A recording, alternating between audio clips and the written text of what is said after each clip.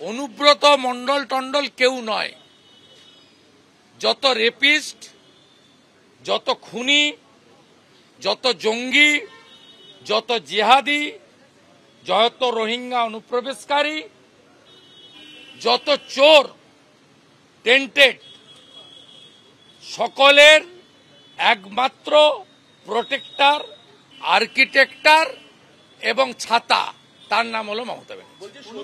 যে মুখ্যমন্ত্রী DMSP, chief secretary, DGP কে বসিয়ে বীরভূমে গিয়ে বলেন যে অনুব্রত কথায় তোমাদের চলতে হবে, সরাসরি বলেন আমার পার্টির অ্যাসেট, আমি ওকে রাজ্যসভা দিতে চেয়েছিলাম, নেয়নি। আশিস ব্যানার্জিকে চেয়ারম্যান করে কি কমিটি করেছে ছাতার মাথা, কিন্তু ফোনটা যাচ্ছে অনুব্রত মণ্ডলের কাছে।